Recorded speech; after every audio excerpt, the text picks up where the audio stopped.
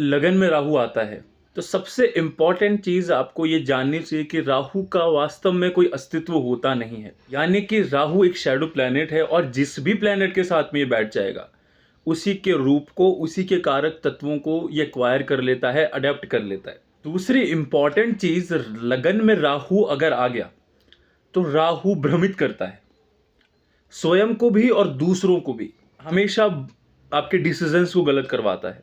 एक महत्वपूर्ण चीज राहु जब लगन में होता है तो ये होती है कि ऐसा इंसान के पास में मैनिपुलेशन स्किल्स बहुत अच्छी होती हैं, वाक पटुता बहुत अच्छी होती है। ऐसा इंसिडेंट अगर कुछ भी है और इस व्यक्ति की गलती है तो इस तरह से आपके सामने वो प्रेजेंट करेगा कि आपको लगेगा कि he is absolutely victim. Rahu दोहरा चरित्र है, अंदर से कुछ और हो सकते हो, बाहर से आप कुछ और हो सकते हो। लोगों का मिसकंसेप्शन ये भी हो सकता है कि यार आप तो बहुत भोले हो, लेकिन अंदर से आपका जो आदमी है, पुरुष है, जो भी है, अंदर आपका वास्तव में जो है वो बहुत भयावह है, बहुत क्रोधी है या बहुत अलग है बिल्कुल रियलिटी से।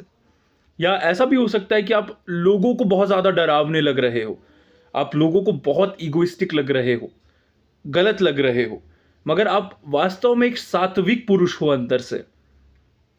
लगन में राहु दोहरा चरित्र देता है। एक इंपॉर्टेंट चीज लगन में राहु देता है, वो देता है अधूरापन, अकेलापन। ऑब्सेशन तो खुद से होती ही है लगन में राहु वाले लोगों की, बट फिर भी एक अधूरापन होता है। लगन में राहु वाला अगर कोई इंसान है तो उसको अपने जीवन में एक ऐसा लाइफ पार्टनर चूज करना चाहिए जो कि बहुत ज्यादा डिवोशनल हो, क्योंकि लगन में राहु जो है, राहु इज ऑल अबाउट कलयुग, Rahu is all about expansion, Rahu is all about की अक्वायर करना, सब कुछ मेरा, सब कुछ मेरा, सब कुछ मेरा।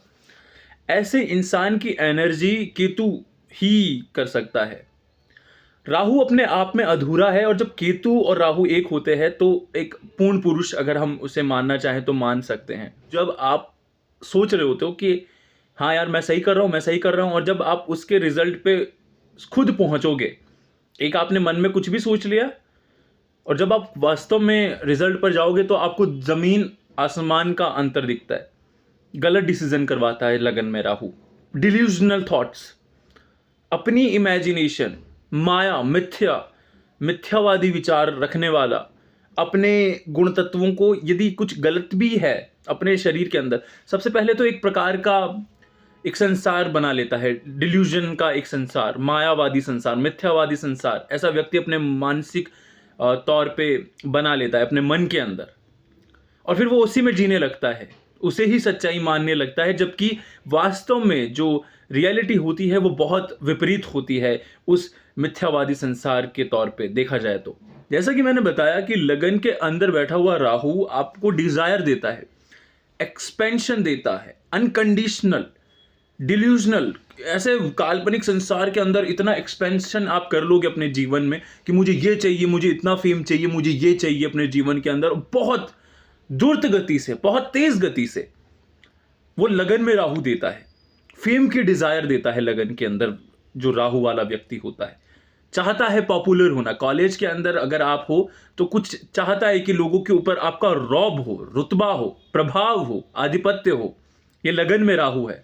अगर लगन में राहु खराब हो जाए तो आइडेंटिटी कंफ्यूजन होता है, मैं कौन हूं, मैं क्या कर रहा हूं अपनी लाइफ में, क्यों कर रहा हूं। कभी कभी ऐसे लोगों के मन में कंटिन्यूअस थॉट प्रोसेस चलता रहता है सोते हुए। अगर आप बात कर रहे हो किसी से, एक टाइम पे 5 थॉट तक आपके चल सकते हैं अगर आपके लगन के अंदर राहु है तो।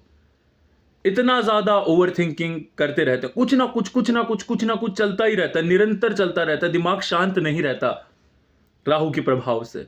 कभी कभी जल्दबाजी कर बैठते हैं ऐसे लोग जिनका खामियाजा उनको अपनी पूरी जिंदगी में रिग्रेट देख कर के चुकाना पड़ता है।